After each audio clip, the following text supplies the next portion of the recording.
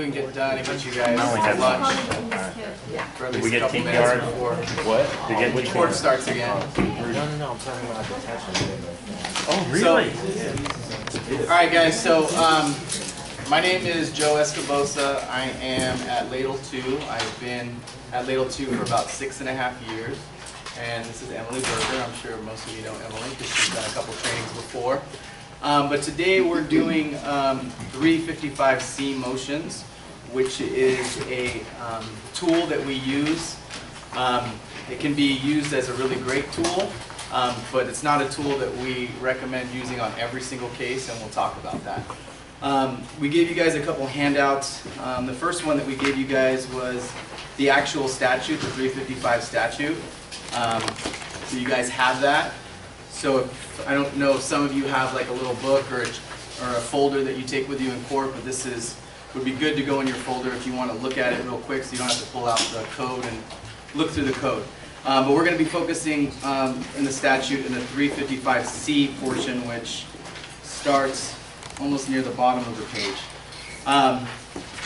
We also gave you guys a cheat sheet, which is kind of like the cliff notes for all this. So this is also a good resource that you can put in your folder in court.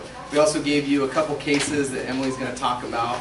It's actually your case. One of them was Emily's cases. It's an unpublished case, but she'll talk about that. That's in Ray Ginger Tea. And we also gave you guys a sample 355 objections, motions. So with that, we will pretty much go ahead and we'll start. Yeah, sure. So we'll start, if you guys want to just go to the cheat sheet, we'll go through that. You have the statute to read when you want to read it, or you can read it now. But we'll go ahead and we'll start with the cheat sheet. So, one of the things you need to remember is when you need to file these 355 motions. Now, the code is actually, it does not specify when you need to file them. It states that they need to be filed in a reasonable period of time to meet the objection so that the petitioner has the opportunity to subpoena these individuals and get them into court. So typically, I read that as meaning about 10 days. And what does that mean for no time waivers? What that means is that for me, when I set a no time waiver and I know I'm going to be filing 355 objections or want to make those objections, I, number one, will put that on the record at the detention hearing, letting everybody know I intend to file 355s on these individual statements. And I'll go ahead and file those 355 objections based off of the detention report. Many times, especially in no time waivers, we see individuals' statements just pulled straight from the detention report, included in the jurisdiction disposition report. And so we'll just go ahead and file on those based on the detention report, giving everyone the heads up, these people we intend to object to. Now, as Joe and I have discussed, we don't necessarily want to file it much more than 10 days in advance. We don't need to give them all the time in the world, but you do have to give them enough time so that they can issue those subpoenas. And the purpose of all of this, as most of you probably know, is that we want to keep statements, hearsay statements from coming in. And that's at the very top of the cheat sheet of why we file these. So we want to keep these witnesses that are, their statements from the court, we want to keep them out. And Emily was just talking about the timing of it. What I do, everybody can do their own thing, but what I normally do is I will get if we don't have a no time waiver, I will get the jurisdiction disposition report, I'll read it, and then if whatever the 11th or 10th day before the adjudication, I'll prepare the 355 that day, get it all ready, and then I'll just put it in my file, put it on my files for that day, 10 days before, and I'll file it on that day. Because essentially we don't want to give the department any extra time, like Emily said, to get these people to court. So, also in terms of who you can include in a 355, so I'll have been working at LADL 9 years in October, and I did make a mistake. I've made a few mistakes in my time here, but one of them was when I was in Department 414, my first assignment, and I wrote up this like 5-page 355C motion, including everyone who had statements. She admitted that she made mistakes? Wow. You know what? I'm doing a lot of Growth. So, Knowledge. exactly, showing a lot of insight. Dennis calls it AUPLA. So, I included the doctor's statements, I included a social worker who was interviewed, I included a teacher who was interviewed in the report in the 355.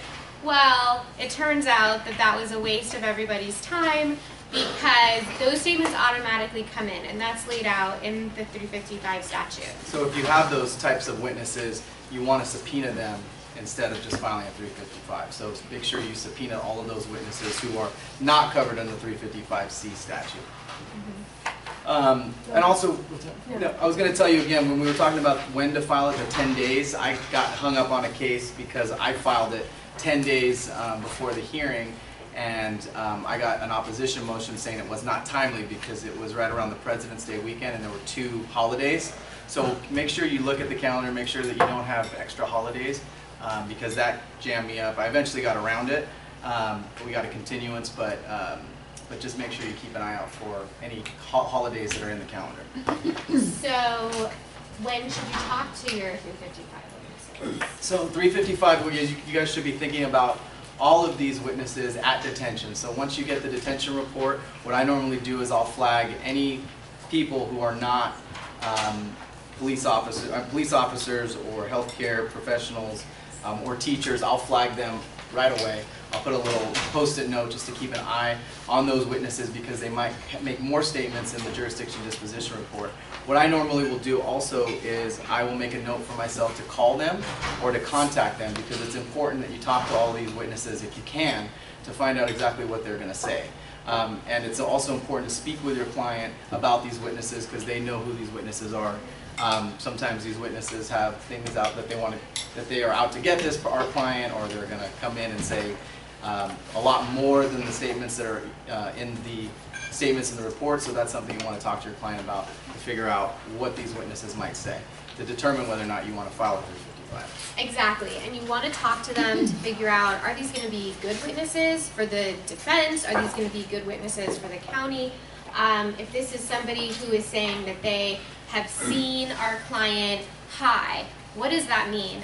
Is this, talk to them, ask them, do you have a background in substance abuse education? Did you actually observe this person using? Did you actually observe paraphernalia in the home? If this is just some random person who you don't think doesn't sound articulate, has no background in this type of education, we can put them on the stand. On the other hand, if you're talking to them and they sound very credible and they're saying, yes, actually, I got a certificate of substance abuse education or whatever it is, you don't have to include them in those 355s, and you probably shouldn't.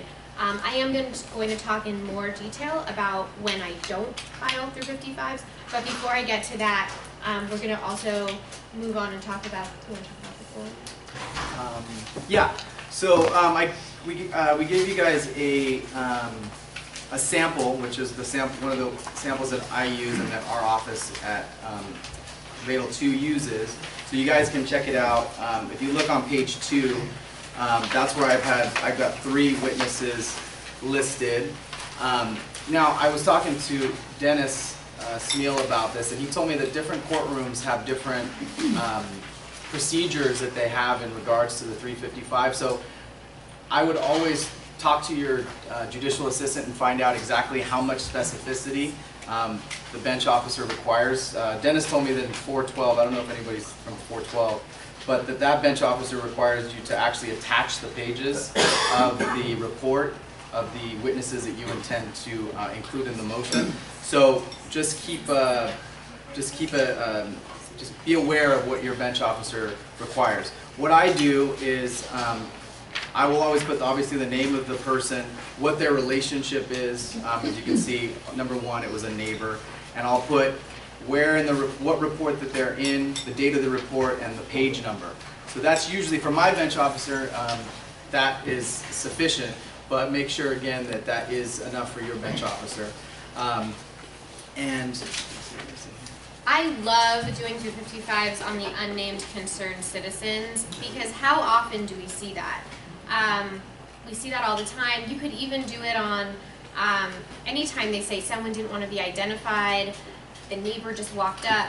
I would definitely file 355s in that situation because number one, the possibility that they're going to find this individual is fairly low. And number two, it does give you the opportunity then to talk to them because the other thing is, Joe and I were talking as well, sometimes people will not necessarily, even when you know their name or their contact information, people don't always return our phone calls. Maybe you're not able to talk to them before the day of the hearing, but you file your 355s because of a conversation you had with your client, and then the department feeling like, well, if the department doesn't get them in, then they're automatically excluded, so that would be great. Number two, if the department does get them in, they are not represented parties, we can go out and speak to them before the hearing. So you want to make sure that you do that at some point. You need to have a conversation with them at some point, even if it is in court right before the hearing. And if this is the unnamed concerned citizen and they actually have a lot to say and they're going to testify credibly, you can go ahead and withdraw your 355 objections. And then those statements will just come in. Yeah. And it's at the bottom, and to go further on that, it's on the bottom of the cheat sheet, but the most important thing when you're thinking about these filings, whether to file 355s or not, is to know what your defense is. What is your theory? What is it that, what are the witnesses that are going to hurt your case? What are the witnesses that can potentially help your case? So that's always what should be going on in the back of your mind when you're thinking about filing 355. I have a question. Does the concerned unnamed citizen include unnamed reporting party? A named what? Reporting party. The reporting party. The hotline caller. I have done 355s on reporting parties. I think you can definitely do it on reporting parties as well, if they're named, absolutely. But they are, most of the time they're anonymous, but if they are named, then I would do a 355 on that. And if they're anonymous, then they're... Well, they are always anonymous. You can usually figure out who it is. Additionally, if it's just the reporting party that they're basing this on, and then they don't have any other individuals named, it's not going to be a very strong case for the department. So it usually is not just what the reporting party states. And in typical cases, I mean, in my experience, in most cases, the reporting party does become fairly obvious at some point, whether it's the other parent or a teacher at school. You can usually figure out from the detention report who the reporting party is.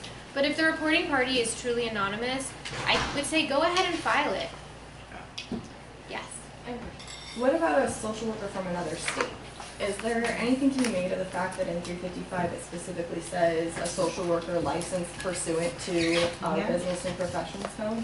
Yes, and I think I have that in the cheat sheet. Who can we not include? Where it says social workers and teachers, all of which have to be licensed in the state of California. So that's a really good question. So make sure that it's somebody from the state of California, they're licensed in the state of California. That would also be like a police officer. If you've got a police officer, but he's a police officer in Arizona, and he's like on vacation, and he witnessed something, I don't think that that would fall into the 355C, so you could do a 355C motion on him. Yes. I have a question on the hotline caller, because by statute they're anonymous, they can have to be kept anonymous. But I've had county council before say that the reporting party was the hotline caller, and they weren't the hotline caller. How do you extract from them that admission that that person that is the unnamed concerned citizen was not the hotline caller and you want the other person? How do you get them to admit that there's another person? I don't think I necessarily have an answer to that. I think that is just what you have to argue at trial, and also what you can extrapolate through testimony. Because if you can speak to all of the other named individuals and try to figure out who made that, you might be able to figure out on your own who made that call. A lot of times our clients know who called the hotline on them. So I think with investigation and interviewing the parties in the case, I think you can usually extrapolate that information. And I haven't, in my experience, I don't know if anybody else has, but I haven't, in my experience, lost a case based on a statement from the hotline caller. That hasn't just hinged on that one statement. So I haven't had that happen to me. Right. But that's a good question, and I think that that's something, like Emily said, to talk to your client, try to figure it out. And something else that occurs to me as well, or we talked about this prior to this, that sometimes there are statements of unnamed citizens or some random John Doe witness who's mentioned within the police report. So that's another, I would love to be able to file 355 on that, but I don't believe we can because it's being reported by the police officer and the police officer is protected. So if you need to subpoena, really you have to go through the police officer and speak to the police officer and or subpoena the police officer if necessary. But I've had a case that I've actually won based on a 355 where it was a case where the allegations were that, there was a few different allegations, but one of them was that our client was a gang member and he was involved in this armed robbery. And the social worker somehow was able to get in contact with the alleged victim and interviewed him for the detention report, but the police officers were never able to get in contact with him, whether he didn't want to cooperate or whatever. But he was never in any of the police reports, he was only in the DCFS reports. I filed a 355C motion and county council was never able to get a hold of him, and he was the only witness that had firsthand knowledge of this. He was the alleged victim of this robbery, and that allegation was actually dismissed, and the case actually went to 360B, and the guy got his kid back. So, so that's really important to see, to double check when you look to the police report to see who is actually in the police report and who's not in the police report. Are 355s limited to jurisdiction hearings, or can we use them for Yes. like walk-ons or LMIs? Unfortunately, we cannot use them for contested 2-1-Fs or for last minutes or walk-ons or progress hearings. For those, we have to go ahead and issue our own subpoenas, but we can't try to exclude those statements by filing a motion. Good question. So we'll go, we talked a little bit about no time waivers and what to do, and it's in the cheat sheet on what to do, and Emily talked about no time waivers, but I know in a lot of courts the infamous last minute information to court comes in on the day of the hearing or the day before the hearing, and there's all this information about a witness that, well, it can be two ways. It can be a witness that's already located in some of the other reports making additional statements, or it can be a brand new witness that nobody's heard of before and the department intends to use those statements for their case. So what do you do in that instance? And there's some information in the cheat sheet, but it does state that if this individual previously made statements in a report and you filed a timely 355C motion, then you should argue that that statement should be excluded unless that witness is available for cross-examination. And the argument would be, since the department was already on notice, you filed the 355, right. It was timely. The statements in the reports previously, you specified the page number, you did everything right. So for example, Tony Williams comes in a last minute with new damaging information. Yeah, so I would argue that the 355C, the department was on notice and that witness's statement should be excluded. There's also the situation where there's a last minute produced on the day of the hearing with statements from a brand new individual. You've made 355C motion, you filed your 355C motion with other individuals that were named in the previous reports, but this is a brand new witness and you're set to go to trial on that day. What do you do? The first thing I always try to do is I try to do an oral 355C motion and just argue to the bench officer that, you know, we're ready to go to trial today. This information is coming in on the eve of trial, on the day of trial, and it should be excluded. That probably won't work, but I definitely take a shot at it. It has worked for me once or twice, but it doesn't work often. But in that instance, what you would actually have to do is you'd have to get a continuance so that you can be prepared. You can talk to that witness. You can file a 355C motion if it's going to be beneficial to your case. And again, it always goes back to speak to your client about this, especially if you're set to go to trial on that day. This information comes in. You got to first determine whether it's that damaging. Is you're going to lose your case because of this statement. Talk to your client about it. Give your client options on what they want to do, and determine whether or not it's actually going to benefit your client to go forward that day or to get a continuance. But that will give the department more time to investigate, but that'll also give you more time to speak with the witness and determine if that witness is going to be damaging to your case or not. Yeah. So should I talk about when not to file? Yeah. Okay, so I provided ginger tea to everybody. It's unpublished, you cannot cite to this. But I did have it printed out for you because I think it's a fairly interesting case. It's 14 pages. There's a really good conversation about amending to proof, which this training is not about, but it's worth reading if you're interested in that. So the background with ginger tea was that the mother and the father appeared for the first time at the jurisdiction disposition hearing. Now, how many people request continuances when that happens, when it's the first appearance? And that's usually the right way to go, because usually there are a lot of reports we need to read through, interviews that we need to conduct, determinations that need to be made. But every once in a while, I will go forward on a jurisdiction disposition hearing when it's the client's first appearance. And I like talking about it because I think it's a really good legal strategy in the right case. First of all, the county council thinks they have no trial. So they're not preparing their case at all. Because as far as they're concerned, these clients are in the wind, and there's going to be nobody to contradict their story of the case. So I love to take them unaware. They always want a continuance when this happens. And I will push back and say, no, everyone has had notice and we're ready to go. So this was one of those cases. The parents showed up. It was a medical neglect case in which they were indicating that the child was failing to thrive and the parents were not meeting her needs. The parents were homeless. And it was me, I was appointed to represent the mother. Tom Picata was appointed to represent the father. And I said to Tom, we need to go forward on this today because they don't have the evidence. And Tom was like, great, let's go. So we put the mother up on the witness stand. I had enough time to talk to her. She gave incredible testimony about all of the ways in which her child was meeting developmental milestones.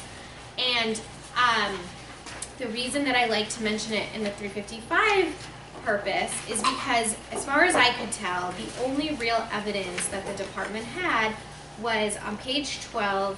It stated the shelter worker's observations of the child's appearance at 5 months were concerning, and then the court goes on to say it was not. However, these observations were not substantial evidence of inadequate weight gain because they were based on the baby's appearance, not on information about her actual or expected weight. Now, when I read this prior to going into court, it did cross my mind, perhaps I should ask for a continuance and 355 this person. But then I went a step further, and I said to myself, the only information in this report is that she's a shelter worker. It doesn't list her education. It doesn't list, she's not a social worker, she's not a doctor. Why am I going to 355 this person and have her get up on the witness stand and say that, oh, actually, she did take some child development classes at Cal State LA, and actually, she did an internship at Children's Hospital, and she went to the NICU. You can see what I'm saying?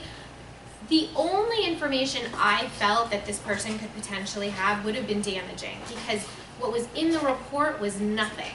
She was just some random shelter worker.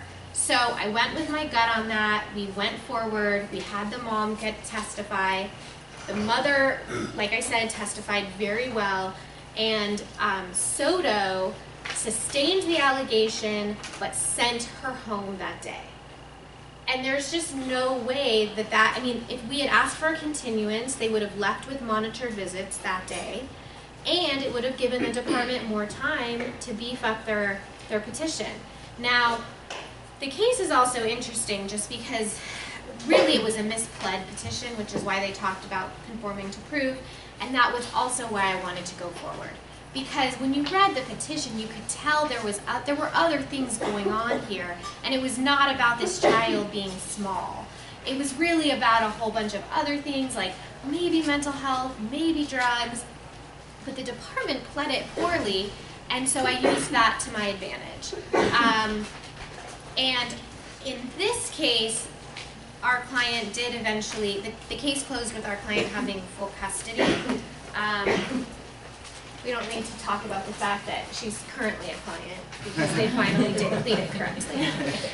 But the whole purpose of what Emily was saying is really look at the statement, really think about what the evidence that they have, what the department has against your client. Really look at the statement and really decide whether or not, if we call this person or if we do this 355, are they going to come back? Are they going to come up and are they going to and give more information that's going to destroy the case? So that's always most important. And again, speak to your client and get information about this person from your client, and speak to the witness as well, because if you talk to that witness, you could have got all that information as well. Right. Now, the other case I talk about when discussing not filing 355s, I did not print this out. It's also an unpublished case. It's In Re AF. It is a sexting case that I had where the father, my client, was allegedly sending very inappropriate text messages, pictures, and FaceTiming in inappropriate scenarios to female members of the mom's family. And the youngest person he was doing this to was 13. So in that case, it wasn't really about whether this happened or not. I mean, of course my client denied it, but the evidence supported that it happened. The question was his 9-month-old baby boy at risk? So, sure, I could have 355'd the 5 female members of his family who are talking about the sort of disgusting things he was doing, but what I chose to do was file a rubicella motion in which I characterized the people he was targeting as sexually mature, non-related females. Is a 13-year-old sexually mature? I don't know. I've met some that are, but did I need that 13-year-old to come to court and have someone put on the record that she looked like she was 10? No. Also, I didn't need all of these women to get up on the witness stand and make our client look even more awful than the reports made him look, when it had nothing to do with our case. And sometimes I think newer attorneys feel like they need to put on a really big show for their clients or for the judge and have a lot of witnesses and try and catch people in lies. But at the end of the day, if your best defense is that, Your Honor, even if this happened, this 9-month-old baby boy is not at risk, go with that and put everything you have into that. Because we can always say our client denies that this happened, but even if it did. So you're not going to get him into trouble with his criminal case. You're protecting that, but you're really just staying focused on what the real legal defense is, because it is a real legal defense. And the Court of Appeal agreed with me in this case. And they said that there was just no evidence at all that he was doing this with his child present or anything else like that. So I think 355s would have really injured my case for a number of reasons, including the fact that some of the victims could have been described physically as being younger than they appear, or they could have presented new evidence that maybe the baby was present or they did see the baby on the other end of the FaceTime call, but that evidence was not in. So I didn't need them, I didn't file it, I didn't want them there, and ultimately we won at the Court of Appeal level. Does anybody have any questions so far? So I guess just kind of breaking it down again. So when you're thinking about these things, think about it at detention. Really look at all the statements. Even write in your notes or flag it for later.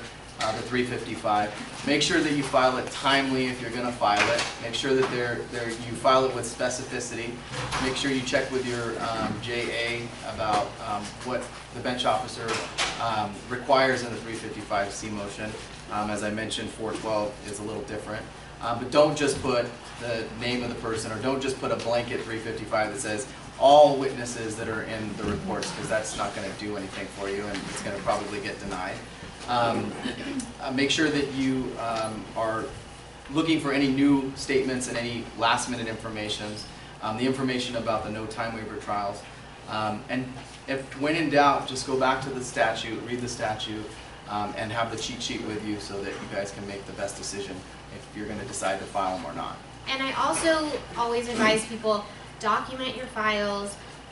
What we don't want to have happen is at the 2-6 hearing, the mother coming forward and saying, well, you know what, you never called in this person, or you never, I wanted to cross-examine X and that didn't happen. And then you can go back to your activity sheet and have the trial attorney on the day of jurisdiction disposition or on the day of detention explaining why we didn't want to file 355s in the case. I really think that explaining your legal strategy, explaining what witnesses we call and what witnesses we don't call, it helps everybody. It helps you, it protects your bar card, because at the end of the day, you just have to show that you had a strategy. The worst thing is if someone says, well, why didn't you do this? And you're like, I don't know, I don't remember. But you know, this is why we have activity sheets. Whether you handwrite them on that day or you go back to the office and type it up because you can type faster, whatever it is, just make sure your file is documented. It drives me crazy when I see files with completely blank activity sheets, because you're doing something. I mean, even if your client's in the wind, you're calling the last known phone number, or you're sending an email, and you can just say, you know, called and left a message, but you have to be documenting what you're doing on your file, and then to me that includes the legal strategy. So just so that you can say to your firm director, well, I didn't call this person because my strategy was to say that the baby wasn't going to be in danger, even if it happened and I didn't want XYZ to come out at trial. You don't have to break down everything in the strategy, but we're not trying to make extra work for everybody, because we all know how much work we actually have to do. But just jot something down, so if it comes up later, you can, at least that'll jot your memory as to why you did what you did. Yeah. Oh, good. Oh. Yes, yeah. Do you think that there's actually a benefit or purpose to filing 355s on, for example, multiple witnesses who are all saying the same thing, when really the department at that point has to just bring one of them in, because it doesn't exclude everybody else's statements, it just means that they're not alone sufficient to support jurisdiction, but if they bring one of them in or have one of them available, then they're kind of dead in the water a little bit. Or maybe not. Well, there's a few different strategies. I mean, number one, you can say, okay, it was a little bit of a gamble. Maybe they couldn't get anyone in, and then they all get excluded, and if one shows up, you can say, I withdraw them. I mean, if you do that over and over and over again, you're going to piss off every single person in your court.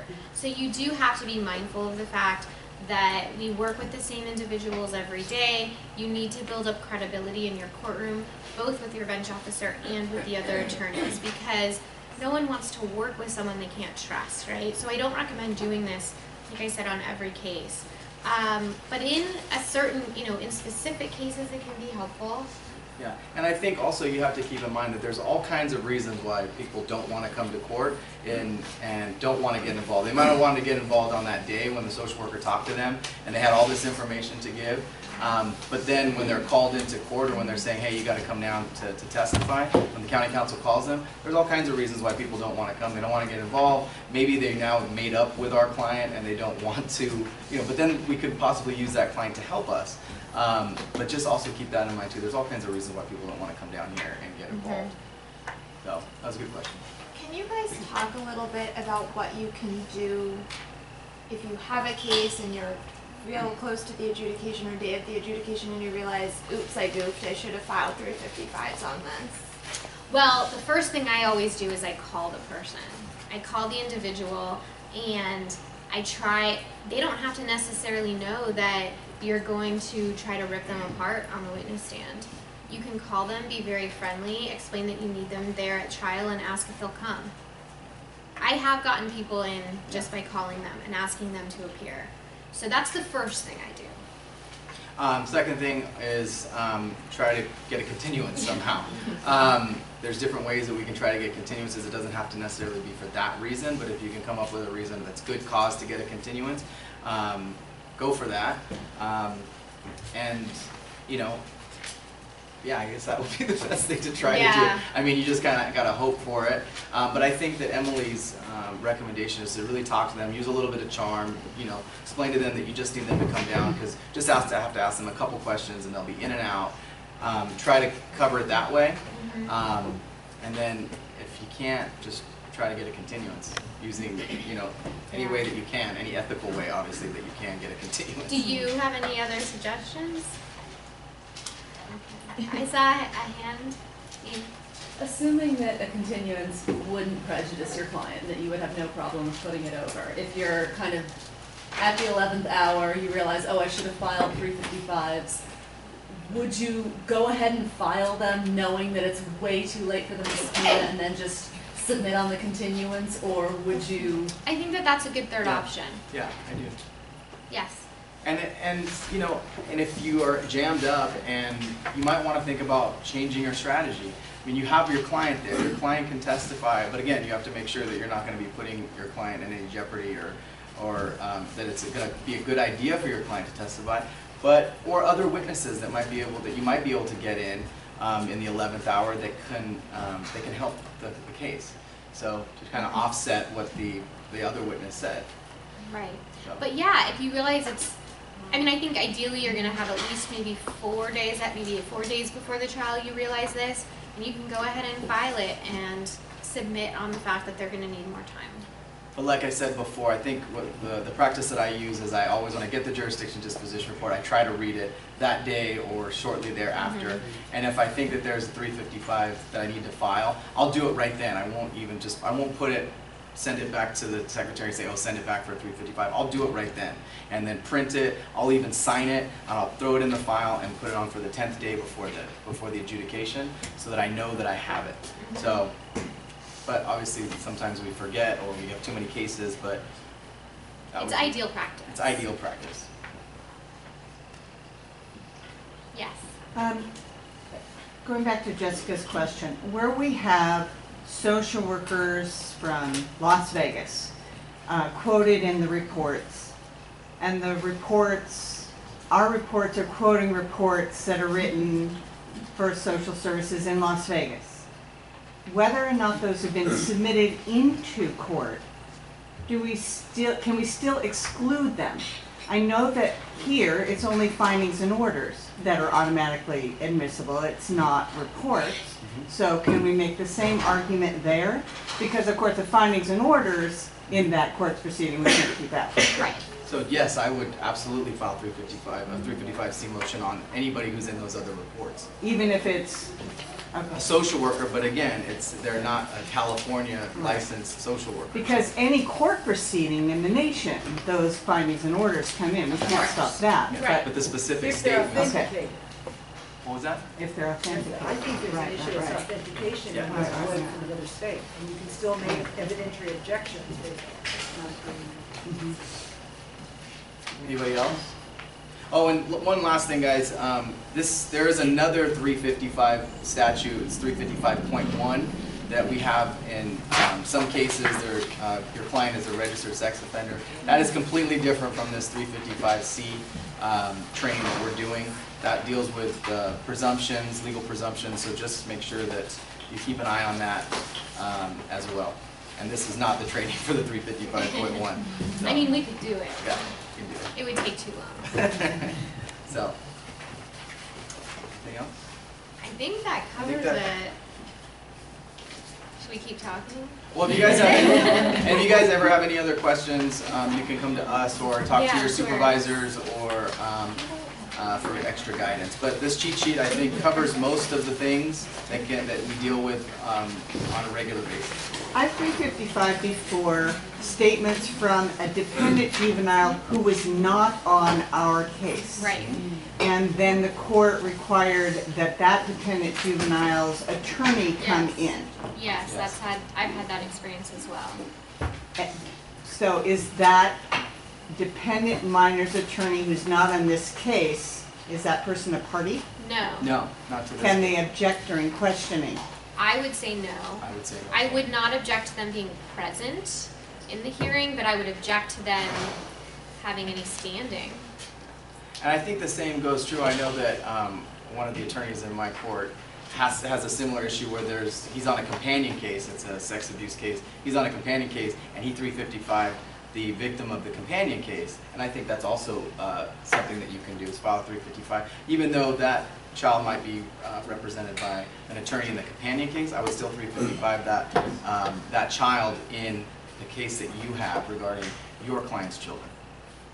In that case too, so I'm the one that was on That's that him. case. That's It's him. actually, it was also super helpful because she also would go AWOL all the time. So Marpet thought that that was good cause to continue it over and over again, which I don't think other courts would have, but on many days that we had a trial with the previous set, they couldn't even get a hold of her, and she was the only one who made statements. So. And I would absolutely object if you filed a timely 355 and it specifies the statements, and on the day of trial, then that witness is unavailable. And remember, availability can be, the witness can be available by phone. It's in the statute. As long as they have a way to come down to court, they're on call. I believe it says 1 or 2 hour on call. But if that witness is not there, not available, I would absolutely object to any continuances, and just again make your record that you're objecting to the continuance. You filed a timely 355C motion. We're on the day of trial. We're ready to go. The witness is unavailable. It should be excluded. So definitely make those objections and think about an appeal if the court denies that request for it grants the continuance for the department on those types of cases. Absolutely think about an appeal. On a practical level, what would the appeal do if they get the witness testifies, it's staying? What does that objection give us? If we object to the continuance, I mean, we should, but in all practical purposes, how would it affect an appellate decision if the evidence is substantial? Meaning that on the day, so you filed the timely 355, they weren't ready for trial, you objected, they continued, and then they got the kid later. I would still say that you know, that your client didn't waive time. There was no need. There was no good cause for continuance. Everything was filed timely, and that would be up to the Court of Appeal. Well, number one, we're talking about a no time waiver. So, because if you waive time in the beginning, then you waive time for the life. Yeah. And secondly, I would really look at the facts of the case, and I wouldn't just try to make a point, because the truth is bad facts make bad law. And if when they eventually get the witness in to testify and they're testifying about really horrible things that our client did, I would not appeal that. I would, however, I probably wouldn't appeal unless you're going to actually get the case overturned or reversed. Yeah, as long as your client doesn't want to file an appeal, because obviously if your client wants to file an appeal, we're filing it. Of course, of course. I'm just saying in terms of what you advise your client, yes. You do need to remember that even though you might not agree with the procedures in the court, at the end of the day, we are a court for the protection of children. So most courts of appeal are going to say, you know what, this continuance was necessary for the protection of this child. It's just a matter of, number one, protecting your record. Number two, also sending the message to your client that your client has an advocate, and a lot of times we make our objections, we make our arguments for our client who's sitting next to us. So we're not going to be rolling over on our clients, particularly when they're sitting right there and they need to know that they have an attorney who's going to be making all the necessary objections. Do you have anything to say to judges who say, well, you know how to find this witness, subpoena them yourself? I would just say that's not what the code requires, Your Honor. And it's not our case. We don't have the burden. They have the Exactly. It sounds to me like you're trying to shift the burden. Yeah. And then additionally, right off of that, just in my personal experience kind of situation that I've had is that I've had situations where the county council just says, okay, fine, they don't subpoena the person because they don't really care if that person's statements are going to be the sole basis for jurisdiction or not. So I think it's important to, in some cases, particularly consider if ultimately what you want is the person for cross-examination, like subpoena them yourself, because I've had some circumstances where, yes, you know, be prepared to have that in your back pocket, because if there's anything that kind of supports their statement, and you really have issues with their credibility or their, maybe their basis to actually make the statements that they're making. I think that's an excellent point, so thank you very much for sharing it. Yes, I mean, as we know, when you read the statute, what it says is it can't be the sole basis. So if the court finds, well, I don't need this person's statement, there's also this, the kid's making this statement, or this paraphernalia was found in the home, or whatever else, you don't need that person's statement. So really look at the case and figure out, this is what I want. I want, if you file 355s, I want you to be able to tell your supervisor, why did you file these 355s? What were you hoping to accomplish? Because I just don't want it to be a pro forma thing that's being done without a greater understanding of what your strategy is. Yeah. And I think Jessica's point goes to that. If you need a person in court, go ahead and subpoena them and file your 355s, and then if they're not there, you have an even better basis for them not, their statement not coming in. But if you need their statements and you have the subpoena, you also have a basis for continuance. Can you guys speak a little bit about filing 355s on children's statements, and are there any other circumstances where you would file on statements of a child under 12, over 12? Go for it. You take that. Well, as we know, I mean, the whole child hearsay, you need to really think about what you're going to be getting and what you need. If it's a situation where there's a companion case and there's a victim and you just really need that person there, then go ahead and file the 355. But I mean, I'm always very careful about it because of the protections that are accorded to children and their statements. So you just need to be able to know what you're requesting and why you're requesting it. And I go ahead, I mean, if you feel like you need this 8-year-old who's not a party, you feel like you need the 8-year-old in court, file the 355 and call their parent and ask the parent if they could bring their child in for the day of the hearing. What would you do? I mean, I think it depends, because if it's a child that's not a party to the action, you file those 355s, for whatever reason they don't come in, there's no corroborating evidence, you might get that count kicked. Exactly. Or if it's a child 12 or older that is a party to the action, they aren't covered by the child under the age of 12, and if they aren't available for whatever reason to be cross-examined. You can't file 355s on a party. Yeah. So if it was a party if they're a party, you don't file the 355s. Marlene, what were you going That to was say? 2 points. The people have to be very clear that you have to make a decision if they're a party, whether to have the court order them back or not. 355 has nothing to do with the party. So that's part one. Part two, I always think that 355s it's not the practice of law, it's the art of law. And I can tell you one of the worst scenarios that ever happened to me, and I've had horrible scenarios, was the time exactly that my client was a lovely father to his 5-year-old, but there was an allegation that he had sexually abused an 11-year-old girl child, was like a cousin. And the department was having a really hard time having the cousin, the relative's mom, bring the kid in. They were avoiding it. And that was the only allegation against my client. I was just knowing I was going to win this case. And damn, I did my 355s just because of what you're saying. Kid won't be there, nothing else, not one scintilla of evidence other than what that 11-year-old said.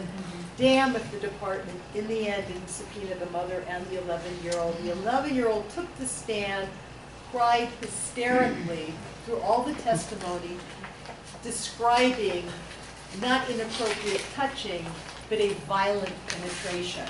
With the judge looking at me like, how dare you make this human being come up and repeat again what has happened.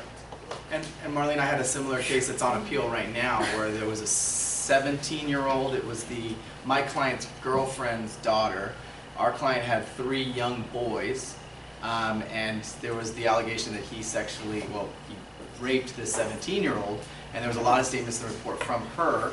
But I chose not to file a 355 C motion because I didn't want her to come down. And going back to what Emily said, the theory of my case was that even if this happened, and the evidence was pretty overwhelming that it did. The question that this court needs to make is, how are his 3 infant boys that live with mother on a regular basis, she's the primary care, how, Rubicella, and I distinguished the IJ case, I went through all of those cases in regards to the sex abuse. Marpet sustained. I wasn't a shocker for me. I already had the notice of appeal already filled out. And I filed it that day, and it's on appeal. We actually had it on today for a progress hearing, and it's on appeal right now. So we'll see what happens with that case. But that was an example of when I didn't file it because I didn't want this young girl, even though she had some credibility issues. She was ditching school when it happened, and she was drinking. There was things that I could have asked her questions on. But ultimately, she probably would have done the same thing as the 11-year-old and just started bawling and explaining how this guy took advantage of her and raped her. And I didn't need that to come in because that's not what my defense was. Right, and that's right, exactly. And that was why I didn't do it in my In-rate AF case as well. So definitely think about your case, decide whether this tool is going to help you. Right, and when you, I think there are, of course, we have so many cases where you really just can't tell if this 15-year-old or 16-year-old is telling the truth or making it up. But if that person is not a party and doesn't have a lawyer, if they don't even have their own dependency case, you can try talking to them. You can call them, you can try talking to them. If they are on your case or if they have a lawyer in the building, you can talk to the lawyer. Most of us have fairly good relationships with minors counsel, and we can say, do you feel like she's being coached, or do you feel like she's making this up, or do you feel like this really happened? And most of the time they'll talk to you honestly. Anybody else? All right, guys. So good luck. Thank you. Hey guys. Thanks for coming.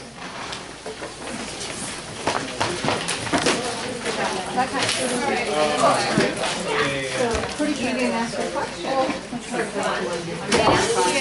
Thank you for contributing to the conversation. I know I'm late to talk to you.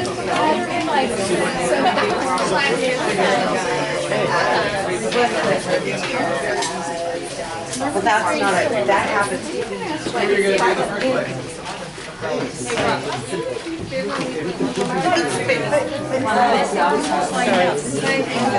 Amazing. The majority of our DA cases are stepfathers, and we have a very, very good chance that their children are younger boys. So we do try a lot. And sometimes we win, sometimes we lose, but it makes no difference because we lose. We have a really good appealable issue. That's what you're saying. So, are you going to at all? That's what I was like, question. One second. Like basically,